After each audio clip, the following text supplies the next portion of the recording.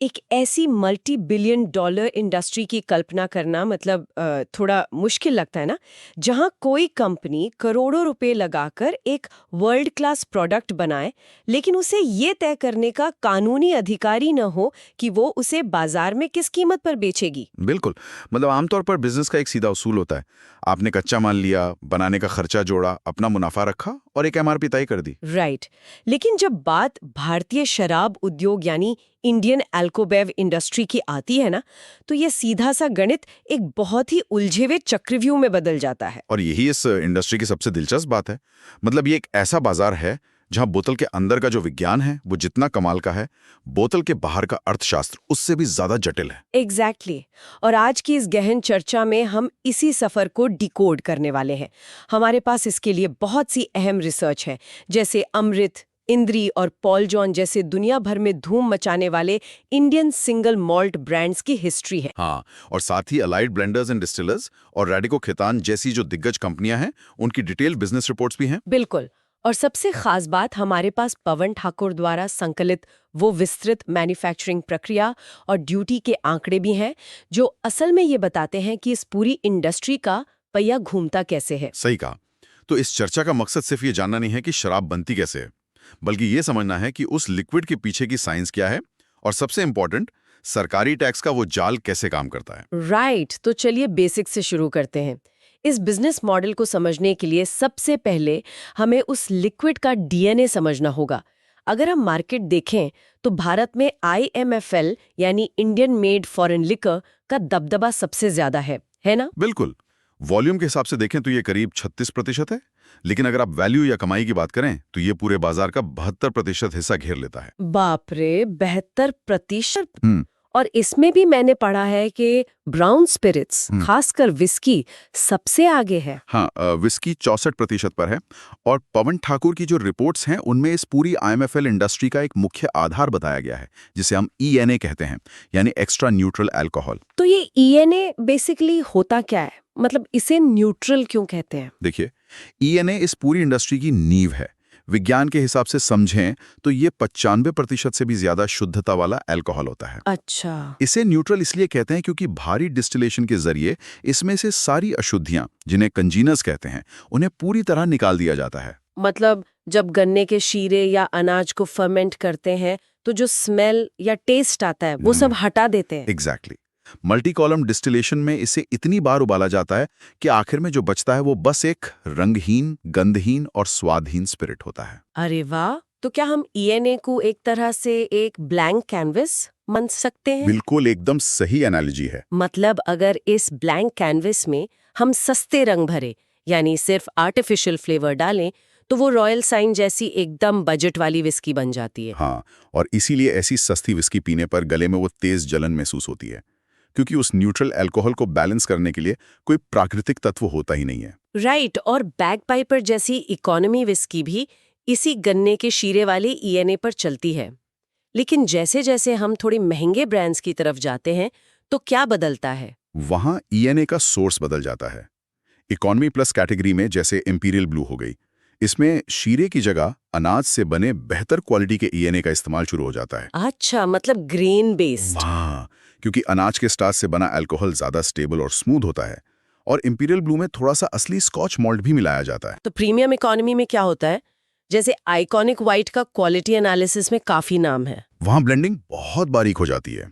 Iconic white को smoothness में number 1 माना गया है, क्योंकि उसमें बेहतरीन भारतीय अनाज के स्पिरिट के साथ इंपोर्टेड स्कॉच मॉल्ट्स का बहुत ही गजब का ब्लेंड होता है।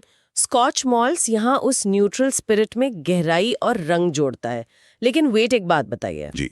अगर सब कुछ इसी ईएनए बेस पर चल रहा है, जहां बाहर से स्कॉच लाकर मिला रहे हैं, तो फिर ये सिंगल मॉल्ट क्रांति कहां से आ गई? मतलब एक वर्ल्ड क्लास प्रीमियम विस्की तो इस ब्लैंक कैनवस वाले तरीके से नहीं बन सकती ना? बहुत सही सवाल है, और इसका जवाब ये है कि आपको ईएनए के इस पूरे ढांचे से बाहर निकलना पड़ता है। सिंगल मॉल्ट का सीधा सा रूल है। क्या रूल है? ये सिर्फ एक डिस्टिलरी में बनेगी और 100% मॉल्टेड जॉ यानी मॉल्टेड बार्ले से बनेगी। कोई गन्ने का शीरा नहीं, कोई न्यूट्रल स्पिरिट नहीं। मतलब बैक टू बेसिक्स। और इसी रूल को फॉलो करते हुए अमृत ने शुरुआत की थी ना? हाँ, 2004 में। और अमृत ने बहुत बड़ा रिस्क लिया था।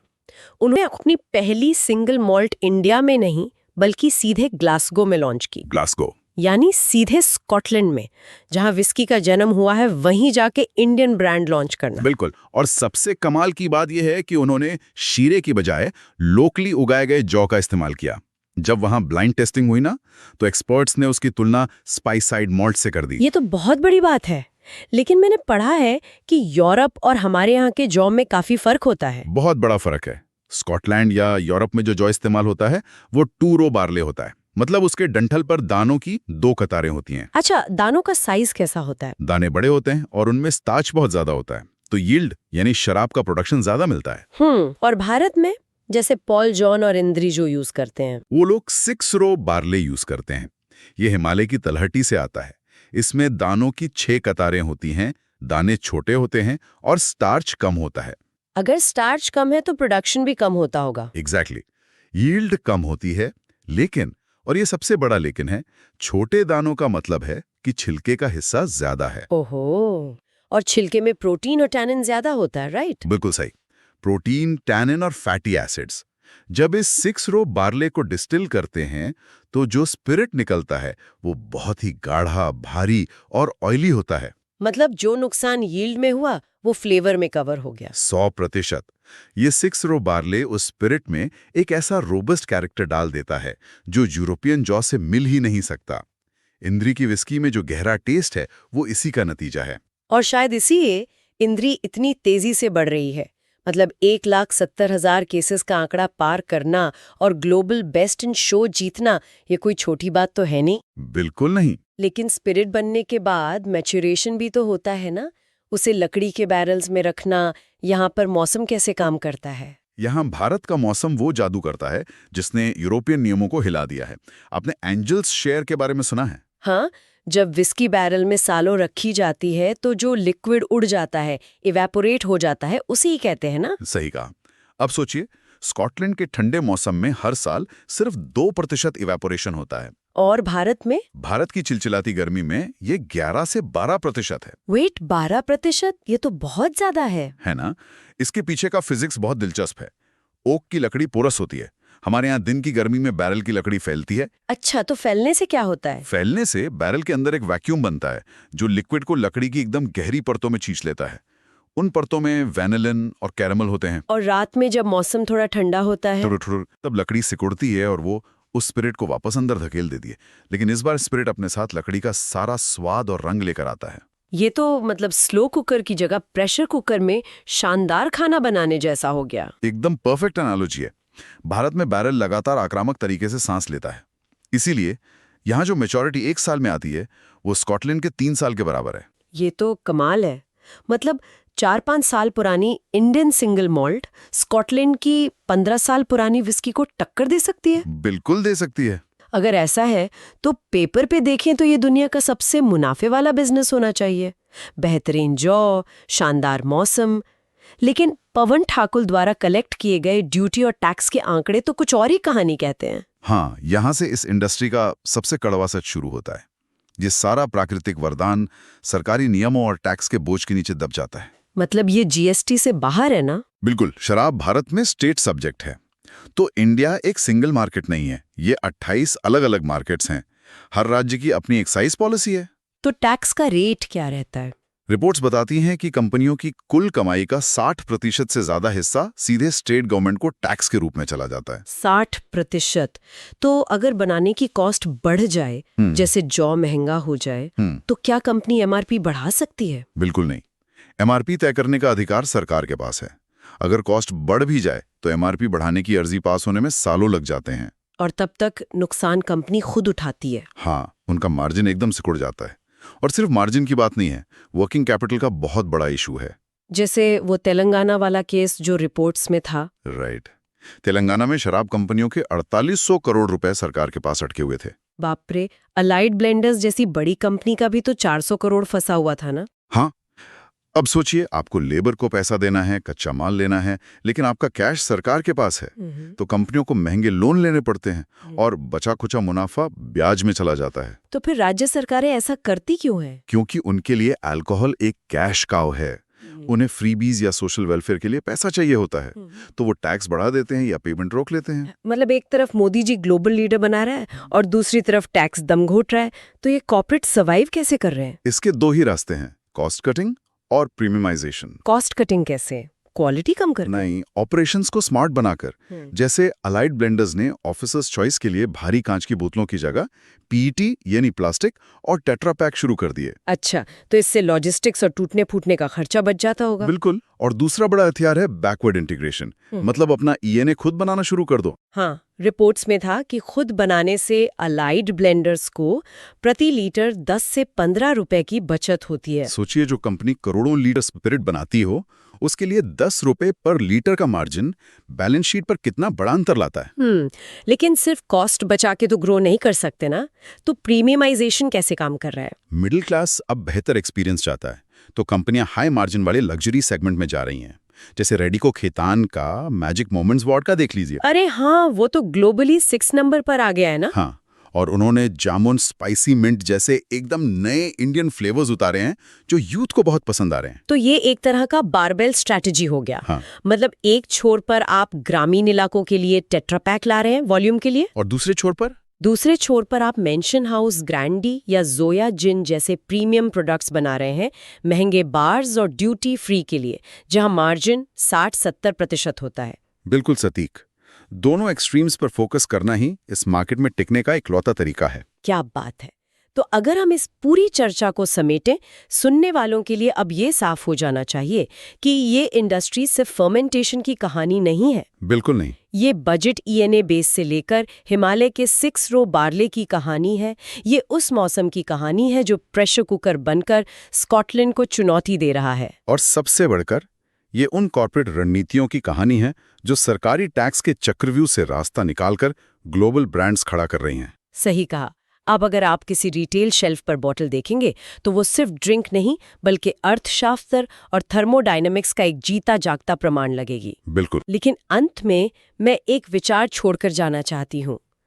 अगर भारत का मौसम विस्की को इतने शानदार फास्ट फॉरवर्ड तरीके से मैच्योर कर सकता है, तो क्या भविष्य में दुनिया की बड़ी शराब कंपनियां अपने 100 साल पुराने ठंडे मौसम वाले रूल्स छोड़कर इसी इंडियन फास्ट फॉरवर्ड तकनीक को बाकी स्पिरिट्स जैसे रम या टकीला के लिए अपना लेंगी? ये तो सोचने वाली बात है। बिल्कुल। क्या पता भविष्य की सबसे प्रीमियम शराब ठंडे पहाड़ों में नहीं बल्कि ऐसे ही गर्म ट्रॉपिकल देशों में बने। इस पर जरूर विचार कीजिएगा। आज के इस डीप डाइव में बस इतना ही। ये सोचना ही कितना अजीब लगता है ना कि कोई एक ऐसा बिजनेस चला रहा हो जहां तैयार किया हुआ 12% से ज्यादा माल हर साल बस हवा में उड़ के गायब हो जाता है। बिल्कुल। और जो माल बच भी जाता है उसे बेचने के लिए मतलब ऐसा लगता है जैसे 28 अलग-अलग देशों में व्यापार कर रहे हो। हाँ, क्योंकि हर राज्य का अपना अलग बॉर्डर है, उनके अपने खुद के अजीबोगरीब टैक्स नियम हैं, और तो और सरकार ये तय करती है कि उस प्रोडक्ट की कीमत क्या होगी। सुनने में तो ये किसी बुरे सपने जैसा लगता है ना, लेकिन असल में यही भारत के विशाल एल्को बेव यानी शराब उद्योग की जमीनी सच्चाई है। बिल्कुल। और आज के इस विस्तृत विश्लेषण यानी इस डीप डाइव में हम भारत के इसी जटिल लेकिन बेहद दिलचस्प बाजार की तह तक जाने वाले हैं। और यार, ये विषय सिर्फ इसलिए दिलचस्प नहीं है क्योंकि इसमें शराब की बात हो रही है, बल्कि इसलिए क्योंकि इसमें विज्ञान, अर्थशास्त्र और कंप्लायंस का एक ऐसा चक्रव्यूह है जिसे समझे बिना कोई भी इस बाजार में टिक नहीं सकता। सही कहा। और इस चर्चा के लिए हमारे पास जो सोर्सेज हैं वो काफी सॉलिड है। एलाइड ब्लेंडर्स एंड डिस्टिलर्स यानी एबीडी, अमृत, इंद्री, पॉल जॉन और यूनाइटेड स्पिरिट्स जैसी दिग्गज कंपनियों की व्यावसायिक और वित्तीय रिपोर्ट हमारे पास है। हाँ, और साथ ही हमने इंडियन विस्की कंपैरिजन गाइड के डेटा को भी खंगाला है। तो हमारा मिशन आज बहुत स्पष्ट है। अगर कोई इस इंडस्ट्री में अपना खुद का ब्रांड शुरू करने का सपना देख रहा है तो उसे ये समझना ही होगा कि एक सफल ब्रांड सिर्फ एक अच्छी रेसिपी से नहीं बनता। बिल्कुल नहीं। इसके पीछे निर्माण की केमिस्ट्री, सप्लाई चेन का भारी भरकम गणित और सरकारी नियमों को नेविगेट करने की कला छिपी होती है। तो चलिए, आज हम बोतल के अंदर मौजूद लिक्विड से लेके उसे बाजार के शेल्फ तक पहुंचाने की पूरी कहानी डिकोड करेंगे। एकदम शुरुआत से शुरू करते हैं। इस उद्योग का सबसे बुनियादी कच्चा माल है ENA यानी एक्स्ट्रा न्यूट्रल अल्कोहल। मुझे जहां तक समझ आ रहा है ये लगभग हर मास मार्केट विस्की की रीढ़ की हड्डी है, राइट? हाँ, ईएनए वास्तव में इस पूरी इंडस्ट्री का आधारभूत तत्व है। इसे आप 96% शुद्ध अल्कोहल कह सकते हैं, जिसे शीरे यानी मोलासिस या फिर अनाज को डिस्टिल करके निकाला जाता है। अच्छा, तो इतनी उच्च शुद्धता पर डिस्टिल करने का कोई खास कारण? कारण ये है कि इसमें से सारी अशुद्धियां और प्राकृतिक स्वाद बिल्कुल खत्म हो जाएं। मतलब ये एकदम गंधहीन और स्वादहीन होता है। एक कोरा कागज समझ लीजिए इसे। ओहो। और अगर हम बिजनेस के नजरिए से देखें तो भारत में बिकने वाली IMFL लिकर की जो कुल उत्पादन लागत होती है, जिसे हम कॉस्ट ऑफ गुड्स सोल्ड कहते हैं, उसका लगभग 50% हिस्सा केवल इसी ईएनए का होता है। बाप रे, 50%? इसका मतलब है कि ईएनए सच में एक खाली कानवास की तरह है। लेकिन एक बात बताइए, अगर सब कुछ इसी खाली कानवास पर निर्भर है, तो फिर ब्रांड्स के बीच स्वाद का इतना बड़ा अंतर कैसे आ जाता है? वही तो असली खेल है। मेरा मतलब है, खास तौर पर जब हम पॉल जॉन या इनरी जैसे प्रीमियम सिंगल मॉल्ट्स की बात करते हैं, तो उनकी पूरी मार्केटिंग 6 रो इंडियन बार्ली के इर्द गिर्द घूमती है। बिल्कुल। जबकि वैश्विक स्तर पर तो आमतौर पर 2 रो बार्ली का इस्तेमाल होता है। तो फिर भारत के ये ब्रांड्स राजस्थान या हिमालय की तलहटी से 6 रो बार्ली क्यों उठा रहे हैं? इसके पीछे ऐसा क्या खास विज्ञान है? तो यहाँ पर ना केमिस्ट्री एक बहुत बड़ा रोल प्ले करती है। 2 रो बार्ली के तुलना में 6 रो बार्ली की पैदावार कम होती है, लेकिन इसके दाने में प्रोटीन और छिलके की मात्रा, जिसे हस्क कहते हैं, वो बहुत अधिक होती है। अच्छा, लेकिन शराब में प्रोटीन का क्या काम? दरअसल जब जौ को माल्ट किया जाता है तो यही प्रोटीन ज्यादा एंजाइम्स पैदा करता है और ये एंजाइम्स स्टार्च को चीनी में बदलने का काम करते हैं। इसके अलावा जो एक्स्ट्रा छिलका होता है वो टैनिन का एक बेहतरीन स्रोत बन जाता है। ओहो, मैं समझ रहा हूँ। तो ये अनुमान लगाया जा सकता है कि यही टैनिन और प्रोटीन फर्मेंटेशन के दौरान यीस्ट के साथ मिलकर वो जादू करते हैं जिसे हम फ्लेवर कहते हैं। एकदम सटीक अनुमान है आपका। इस हाई प्रोटीन बार्ली के फर्मेंटेशन से जो वॉश यानी शुरुआती लिक्विड तैयार होता है वो बहुत अधिक तैलीय और गाढ़ा होता है। ऑयली। हाँ, ऑयली। और ये तैलीयपन स्पिरिट को एक बहुत ही मजबूत और गहरा कैरेक्टर देता है। यही कारण है कि पॉल जॉन जैसी डिस्टिलरीज अपनी विस्की को नॉन चिल फिल्टर्ड रखती हैं। रुकिए, ये नॉन चिल फिल्टर्ड का क्या मतलब हुआ? क्या आमतौर पर विस्की को ठंडा करके फिल्टर किया जाता है? हाँ बिल्कुल। आमतौर पर जो कमर्शियल विस्की होती है उसे बॉटल में पैक करने से पहले 0 डिग्री तक ठंडा करके फिल्टर किया जाता है। ऐसा क्यों? क्योंकि ठंडा करने से स्पिरिट में मौजूद फैटी एसिड्स और प्राकृतिक तेल जमकर अलग हो जाते हैं। इससे विस्की में कभी भी धुंधलापन या क्लाउडीनेस नहीं आता, वो एकदम क्लियर दिखती है। अच्छा, तो दिखने में अच्छी लगे इसलिए। सही कहा। लेकिन पॉल जॉन और अमृत जैसे प्रीमियम ब्रांड्स ऐसा नहीं करते। उनका मानना है कि यार अगर आपने उस 6 रो बार्ली से इतनी मेहनत करके वो तैलीय टेक्सचर निकाला ही है तो उसे फिल्टर करके बाहर क्यों फेंकना? लॉजिकल है। इसी तेल को बॉटल के अंदर बरकरार रखने के लिए वे इसे कम से कम 46% ABV यानी अल्कोहल बाय वॉल्यूम पर पैक करते हैं, क्योंकि इतने उच्च अल्कोहल स्तर पर तेल प्राकृतिक रूप से घुला रहता है। ये तो बहुत ही दिलचस्प है। मतलब दिखने में धुंधलापन भले ही आ जाए, लेकिन स्वाद से कोई समझौता नहीं करना है। बिल्कुल। लेकिन स्वाद सिर्फ जौ और तेल तक सीमित नहीं है ना? मैंने रिपोर्ट में पढ़ा कि अमृत फ्यूजन जैसी विश्व प्रसिद्ध विस्की में स्कॉटलैंड से पीट मंगाकर इस्तेमाल किया जाता है। हाँ, ये काफी इंटरेस्टिंग है। मतलब अमृत फ्यूजन में 25% स्कॉटिश पीटेड जौ और 75% भारतीय जौ का ब्लेंड है। तो ये पीट असल में है क्या, जो इतना महंगा आयात किया जाता है? पीट को आप ना एक प्रकार का जीवाश्म ईंधन या सड़ी गली वनस्पतियों का दलदल समझ सकते हैं, जो स्कॉटलैंड में प्राकृतिक रूप से पाया जाता है। ओके, दलदल। हाँ, और जब स्कॉटलैंड में जौ को सुखाने की बारी आती है तो वे भट्टियों में इसी पीट को जलाते हैं। जलते हुए पीट से जो धुआं निकलता है उसमें फिनॉल्स नाम के रासायनिक यौगिक होते हैं। अच्छा। और जौ का दाना इस धुएं को सोख लेता है। इसी से स्पिरिट में वो खास स्मोकी और थोड़ी सी मिट्टी जैसी सुगंध आती है। अमृत ने जो भारतीय और स्कॉटिश जौ को मिलाकर प्रयोग किया, उसी ने उन्हें दुनिया भर में मशहूर कर दिया। कमाल है। और इसके बाद बारी आती है डिस्टिलेशन की। मैंने देखा है कि ज्यादातर अच्छी डिस्टिलरीज तांबे के पॉट स्टिल्स का ही इस्तेमाल करती हैं। वे स्टेनलेस स्टील क्यों नहीं इस्तेमाल करते? मतलब वो तो ज्यादा सस्ता और मेंटेन करने में आसान होता है ना। इसके पीछे सीधा सा रसायन विज्ञान है। जब यीस्ट अपना काम करता है तो वो अल्कोहल के साथ साथ कुछ सल्फर यौगिक भी बनाता है, जिनकी महक सड़े हुए अंडे या उबली हुई गोभी जैसी होती है। वो तो बहुत खराब महक होगी। बिल्कुल, लेकिन तांबा स्वाभाविक रूप से इन सल्फर यौगिकों को अपनी ओर खींच लेता है और स्पिरिट से बाहर निकाल लेता है। अरे वाह, तांबा एक तरह से प्यूरिफायर का काम कर रहा है। हाँ, अमृत डिस्टिलरी में तो स्पिरिट को तांबे के संपर्क में ज्यादा से ज्यादा रखने के लिए 14 घंटे तक बहुत ही धीमी गति से डिस्टिलेशन किया जाता है। और इसके अलावा एक और कच्चा माल है जिसके बिना कोई डिस्टिलरी चल ही नहीं सकती। पानी? बिल्कुल सही, पानी। पानी का पॉइंट बहुत अहम है। पॉल जॉन ने अपनी डिस्टिलरी गोवा में लगाई है और मुझे नहीं लगता कि इसके पीछे की वजह सिर्फ वहाँ के खूबसूरत बीचेस हैं। क्या इसका संबंध गोवा के भूमिगत जल से है? आप बिल्कुल सही सोच रहे हैं। पानी सिर्फ मात्रा के लिए नहीं बल्कि उसके अंदर मौजूद खनिजों के लिए जरूरी है। यीस्ट को अपना काम सही से करने के लिए कैल्शियम और मैग्नीशियम जैसे मिनरल्स की जरूरत होती है।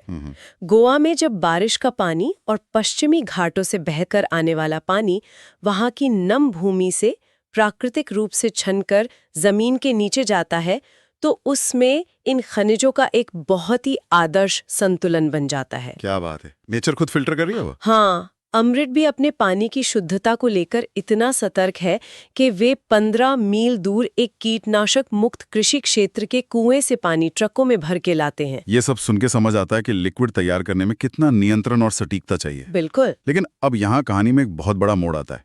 जब ये स्पिरिट बनकर तैयार हो जाती है तो इसे ओक के लकड़ी के बैरल्स में मैच्योर होने के लिए छोड़ दिया जाता है, राइट? हाँ, ओक कास्क में। अब स्कॉटलैंड में तापमान ठंडा कहता है तो वहाँ प्रक्रिया धीरे धीरे चलती है, लेकिन भारत की चिलचिलाती गर्मी जैसे बैंगलोर या गोवा का मौसम, ये तो इस पूरी प्रक्रिया के विज्ञान को ही पलट कर रख देता होगा। और यहीं से ना एंजल शेयर की वो पहेली शुरू होती है जिसका जिक्र हमने बिल्कुल शुरुआत में किया था। वो 12% वाला नुकसान। हाँ, होता क्या है कि बैरल पूरी तरह से सीलबंद नहीं होते, लकड़ी में छोटे छोटे छिद्र होते हैं।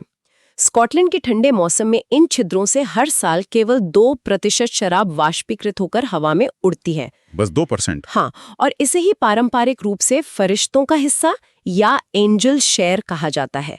लेकिन भारत की भयंकर गर्मी में यह वाष्पीकरण हर साल 11 से 12% तक होता है। बाप रे, मतलब अगर कोई भारतीय डिस्टिलर अपनी विस्की को 5 साल तक बैरल में रखता है तो वाष्पीकरण के कारण उसका आधा बैरल तो वैसे ही खाली हो जाएगा। बिल्कुल। किसी भी नए उद्यमी के लिए तो ये सीधा सीधा एक बहुत बड़ा आर्थिक नुकसान है।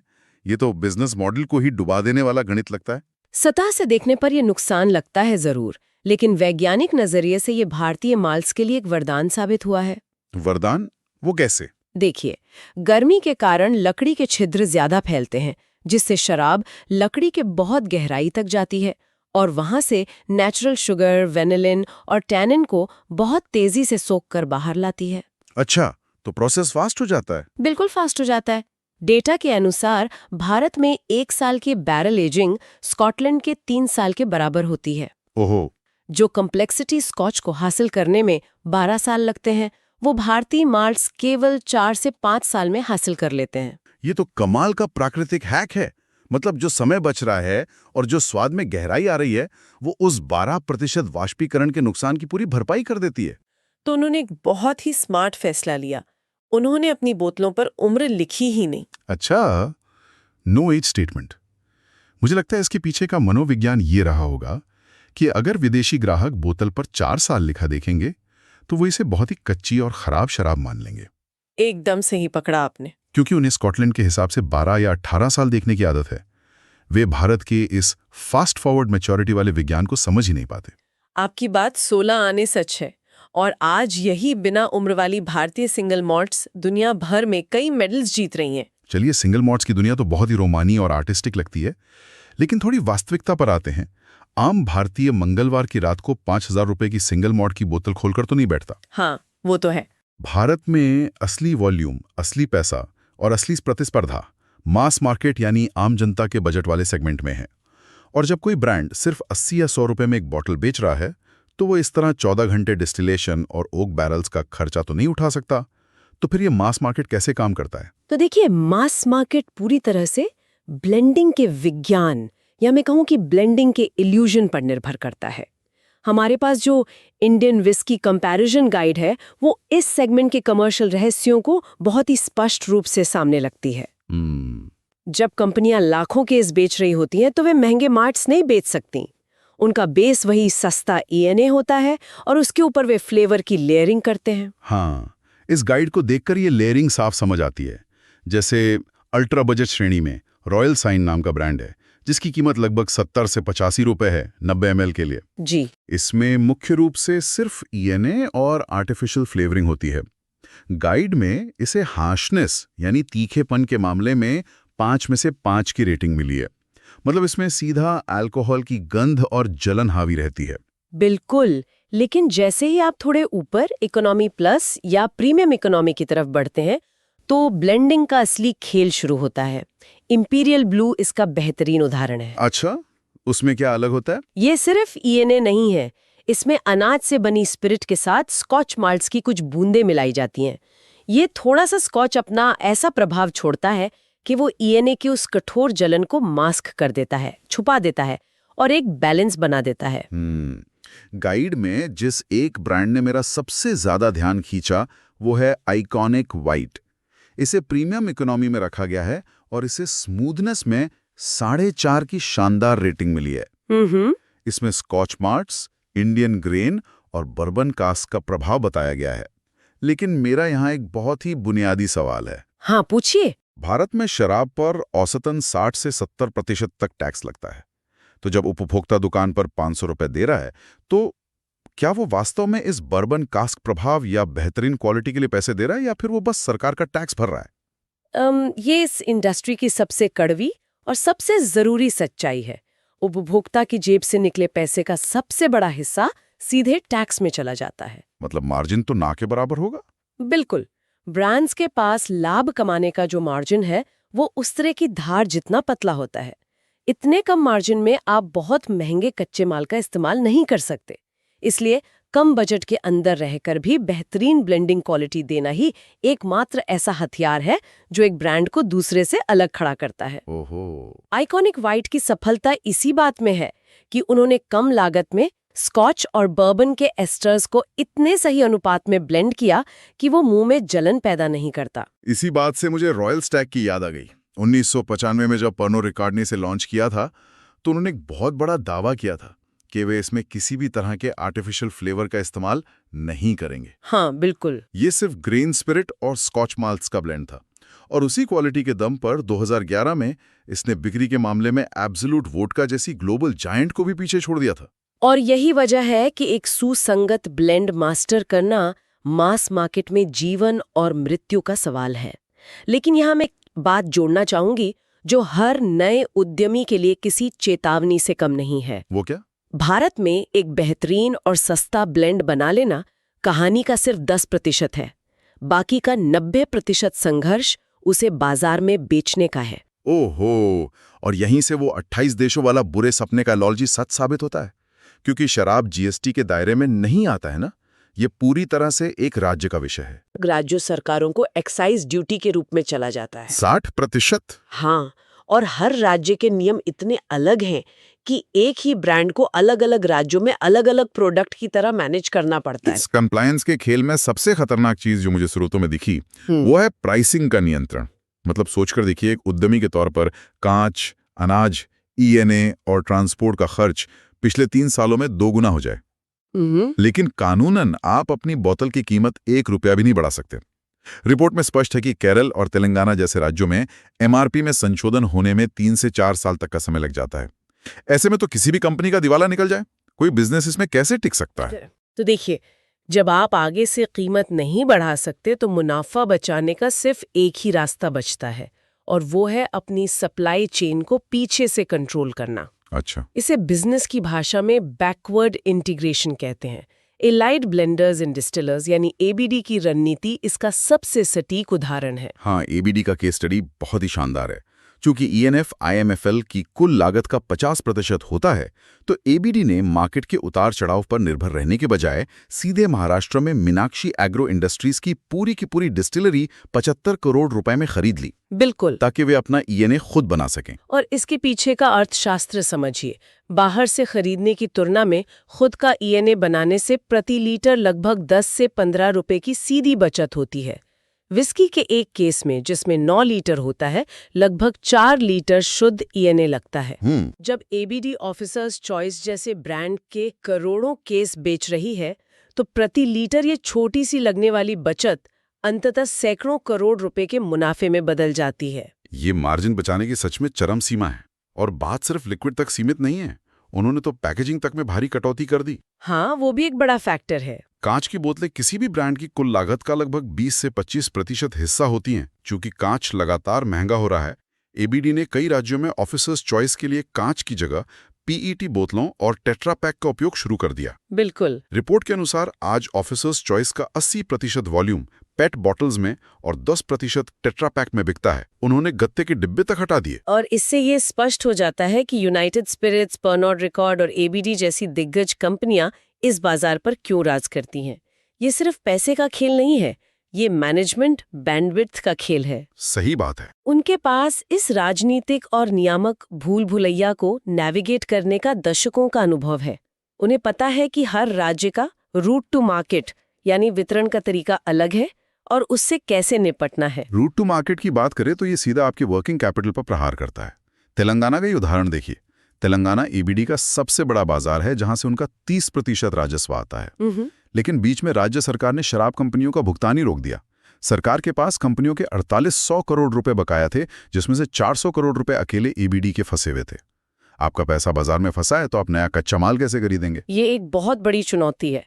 लेकिन इसके ठीक विपरीत आंध्र प्रदेश का उदाहरण है, जहां हाल ही में शराब की निजी खुदरा बिक्री की नई नीति लागू हुई है। अच्छा, वहां प्राइवेट रिटेल आ गया है। हाँ, इस नीतिगत बदलाव से बाजार इतना खुला है कि एबीडी वहां अपनी बिक्री को 17 लाख केस से बढ़ाकर सीधा 30 लाख केस सालाना करने का लक्ष्य लेकर चल रही है। बाप रे, सीधा डबल के करीब। वही तो, ये दिखाता है कि कैसे एक राज्य की नीति आपको रातों रात डुबा सकती है और दूसरे राज्य की नीति आपके बिजनेस को रॉकेट की तरह उड़ा सकती है। ये सच में एक रोलर कोस्टर है।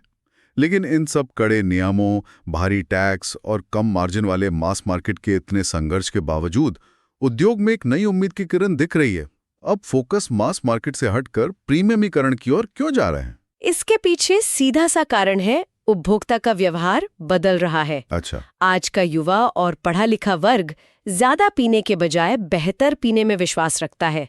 वे सस्ते पॉपुलर सेगमेंट से निकलकर प्रेस्टीज एंड अबव यानी पीएनए श्रेणी की ओर शिफ्ट हो रहे हैं। यूनाइटेड स्पिरिट्स का ही बेटा देखें तो 2018 में उनका P&A वॉल्यूम 47% था, जो 24 में बढ़कर 82% हो गया।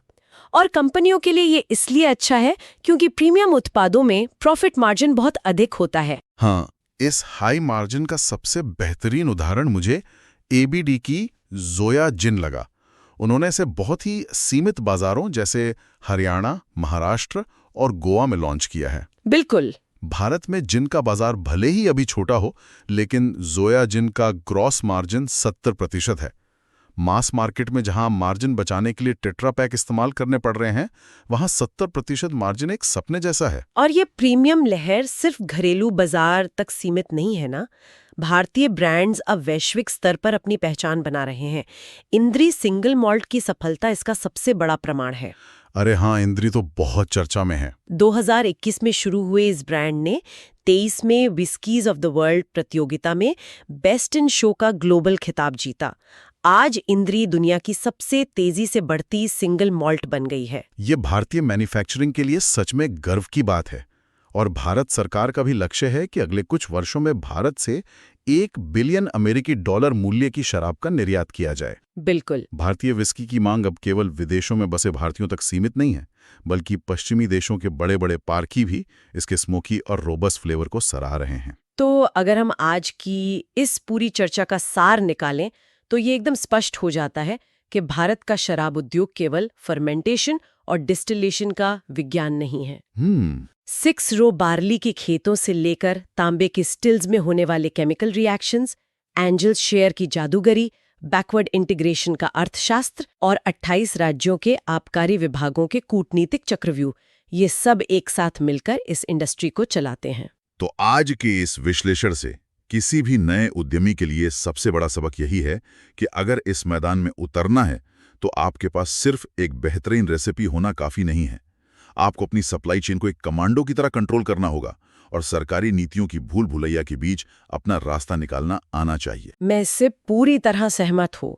आपको ब्लेंडर होने के साथ साथ एक बेहतरीन चार्टर्ड अकाउंटेंट और लीगल एक्सपर्ट की तरह भी सोचना होगा।